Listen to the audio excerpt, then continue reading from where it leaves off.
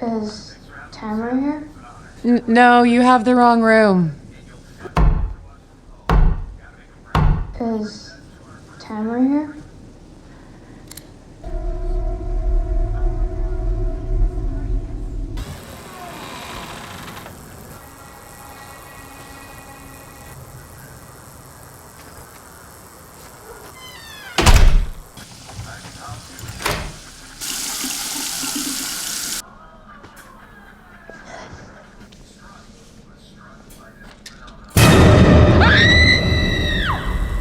In 2021, Claire is driving toward Venustown. Since it's getting late, she decides to stop at a roadside motel for the night. When she enters the lobby, she notices that nobody is at the front desk. Sitting on the counter is a small bell with a sticker beside it showing 3 smiling faces. Claire rings the bell to get someone's attention. After a moment, a woman named Shell appears from the back to help her. Shell assigns Claire a room, and before heading upstairs, Claire asks for directions to Venus. Town Shell casually tells her the quickest route and mentions that she actually grew up there. Later that night, Claire is resting in her room when someone suddenly knocks on the door. A mysterious voice from the hallway asks, "Is Pamela here?" Confused, Claire replies that the person must have the wrong room.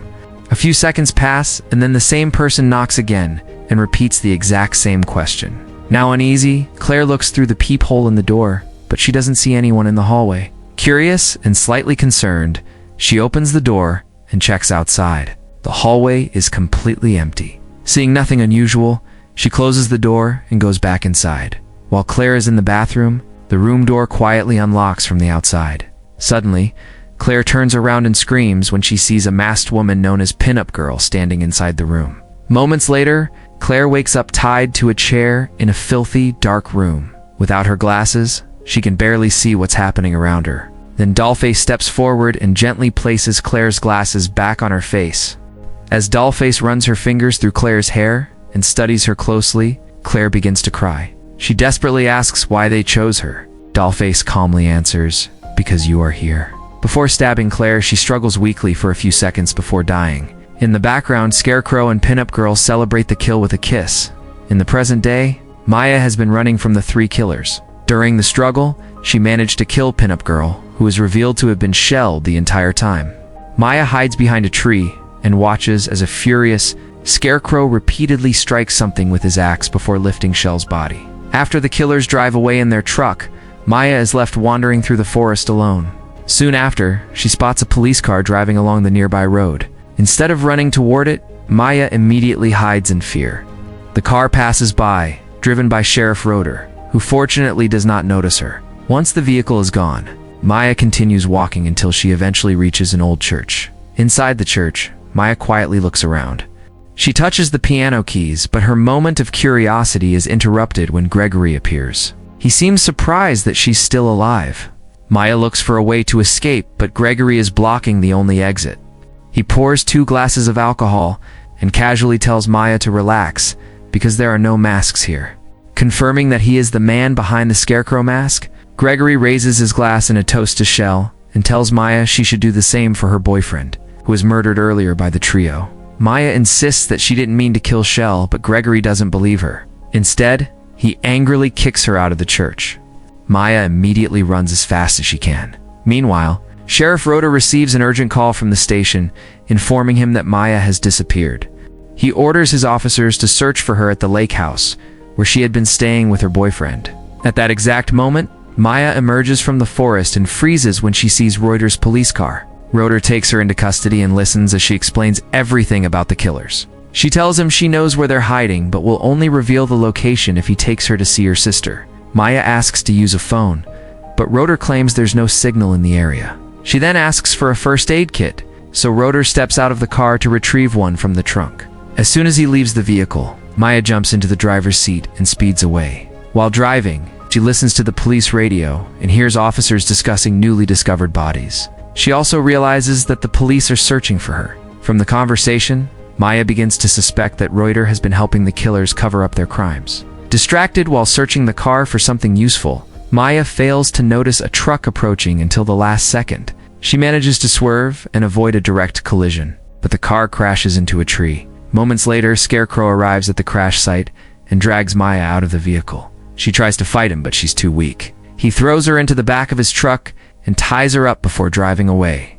As the truck moves down the road, Maya looks around and discovers Shell's body lying beside her. On Shell's wrist is a tattoo of the same smiling face symbol. A flashback reveals the truth about Gregory. He is actually Sheriff Roeder's son. Years earlier, Gregory murdered a classmate named Tamara. When he appeared in court, the judge wanted to send him to jail.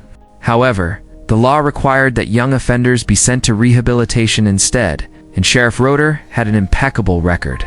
Because of this, the judge ruled that Gregory would remain in his father's custody. However, he warned that if Gregory committed another crime, he would be sent to prison until he turned 18. Only a few weeks later, Gregory killed a man in the forest with an axe while Shell secretly watched from behind a tree. Afterward, she helped him cover the body with leaves. Later that evening, Roeder discovered the corpse and realized that his son had a serious problem. However, he didn't want to lose Gregory. Instead of turning him in, Roeder made a deal with him. He would cover up Gregory's murders, but Gregory must never kill anyone from their town. His victims would have to be tourists. Back in the present, Scarecrow and Dollface bring Maya and Shell's body to their hideout. Scarecrow says a final goodbye to Shell before turning on a wood chipper and feeding the body into it. The machine grinds the corpse apart. Maya watches in horror as blood pours out of the machine and breaks down crying. Scarecrow then knocks her unconscious by striking her with the handle of his axe. The next morning, Sheriff Roeder is calmly eating breakfast at the local diner when Maya's sister, Debbie, suddenly arrives with her husband Howard and their bodyguard Marcus. Howard shows everyone a photo of Maya and explains that her boyfriend was murdered in the town a few days earlier. The family wants to find Maya before the same thing happens to her. The people in the diner remain silent. Desperate, Debbie begs for any information. A waitress finally admits that she met Maya when she stopped by the diner a few days earlier, but the other locals glare at her for speaking up, so she stops talking. Later, while the waitress is alone during her break, Debbie approaches her privately and convinces her to say more. The woman explains that people have been getting murdered in the area for years, but it usually only happens to tourists, not locals. She also tells Debbie that Sheriff Roeder knows everything that happens in the town, so if anyone has answers, it's him. At the same time, Maya wakes up in pain at the killer's hideout. She realizes that Scarecrow is tattooing the same smiling face symbol onto her wrist. The shock and pain overwhelm her, causing her to pass out again. Outside the forest, Debbie, Howard, and Marcus secretly follow Sheriff Roeder as he drives to the town morgue. Inside, Deputy Tommy shows Roeder 3 bodies that were discovered at the lake house.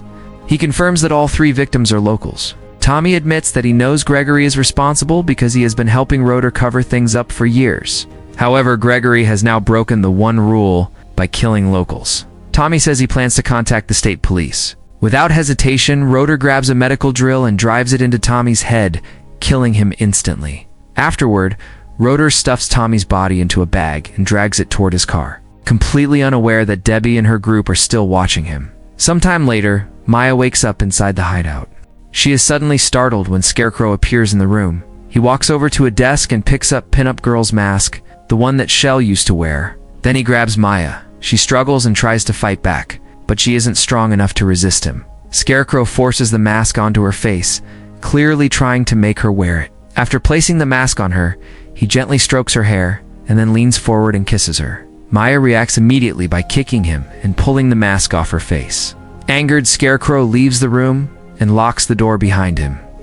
Later that evening, Scarecrow and Dollface drag Maya outside to their truck. They once again force her to wear Pinup Girl's mask, making it clear that they want her to replace Shell and become the new Pinup Girl. A flashback then reveals how the killers originally formed their group 12 years earlier. Back then, Shell and Gregory were teenagers searching for victims at a gas station. Shell tells Gregory that she's hungry, so she goes inside the store to buy some snacks. While she's browsing, a guy approaches her and begins flirting with her. However, the situation quickly turns tense when the man's furious girlfriend arrives and interrupts them. The couple begins arguing loudly. Shell walks back outside and tells Gregory what just happened. Soon afterward, the arguing couple also comes outside, still fighting with each other. Watching them, Gregory calmly says that he likes them. Later that night, Gregory and Shell go to a nearby motel. They pull out their knives and knock on the couple's motel room door while asking if Tamara is inside. When nobody answers, they decide to break into the room. Inside, they discover something unexpected. The girlfriend has already murdered her own boyfriend. Shell and Gregory exchange a look. Instead of being shocked, Shell casually offers the girl some snacks and invites her to join their murder group. Back in the present, the truck stops near a gas station. The trio watches people coming and going while waiting for the right victims. Eventually, Scarecrow and Dollface spot a couple they like. They follow the pair to a nearby motel. Once they arrive, Dollface orders Maya to knock on the couple's door 3 times. Maya obeys. When the door opens, Dollface asks the same question the killers always use. Is Tamra here? The couple replies that they must have the wrong room. A moment later, Maya knocks again and repeats the question. When the couple again insists that they have the wrong room, Scarecrow suddenly smashes the door open. He throws the woman against the wall and punches the man, knocking both of them unconscious. A few minutes later, the couple is tied up inside the room. The woman cries desperately and begs for mercy. Scarecrow studies the 2 captives closely before bringing Maya forward. He unties her hands and tells her to choose one of the tourists and kill them. Maya refuses and backs away. In response, Scarecrow shoves her aside and kills the man himself, while the girlfriend watches in horror. The man dies quickly, but Scarecrow continues striking the body again and again. During the chaos, Mia grabs Dollface's knife and suddenly stabs her. As Dollface collapses, Maya repeatedly slams her head against the ground until she is dead. The violent act leaves Maya shocked by what she has just done. Scarecrow looks impressed and almost proud of Maya's actions. He then pushes her toward the remaining hostage, the terrified woman, and tells Maya to kill her too. Maya refuses again because she cannot bring herself to kill an innocent person. Scarecrow grabs her hand and forces it forward, making her stab the woman. Afterward, he lifts the victim's chin so he can look directly into her eyes while she slowly dies. Then he pulls the knife out and asks Maya if it felt good. The sight of blood makes Maya step backward in horror. After the killing, Scarecrow and Maya leave the motel in the truck.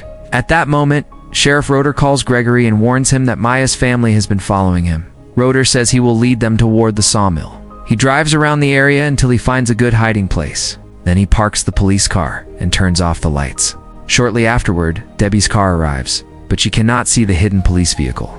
She assumes Roeder simply drove ahead and tells Marcus to keep following the road. Eventually, Debbie, Howard, and Marcus arrive at a trailer. Marcus becomes suspicious because Roeder's car is nowhere in sight. He hands Howard a gun before the 3 of them get out to investigate. Marcus enters the trailer first and checks to make sure it's safe. Once he finishes searching it, he calls Debbie and Howard inside. He tells them to lock the door and stay there while he goes out to search for Roeder. A few minutes later, Marcus discovers the abandoned sawmill. On the ground, he notices a bloody, empty bag. Curious, he looks inside the building and sees that one of the machines is still running. The blades are covered in blood.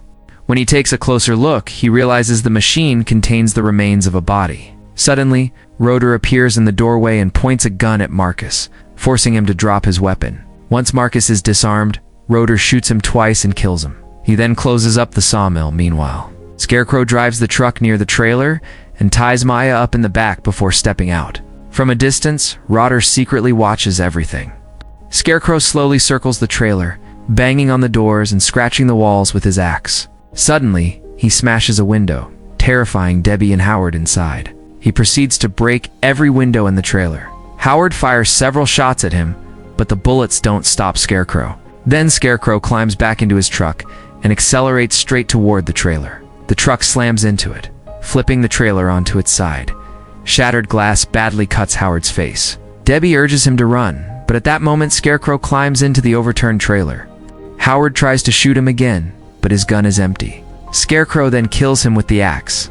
A few minutes later, Maya sees Scarecrow walk out of the trailer while dragging Debbie with him. Looking directly into Maya's eyes, he stabs Debbie.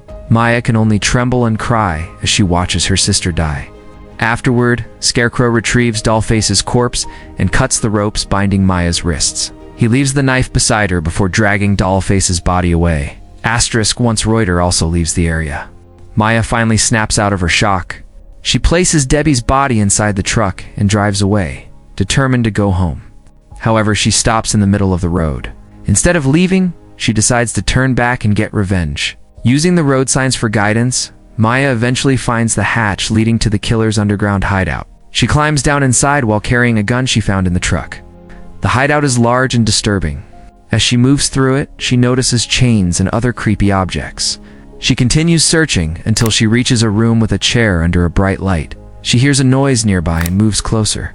Inside another room, she sees Sheriff Roeder drinking while listening to the radio. He immediately notices her too.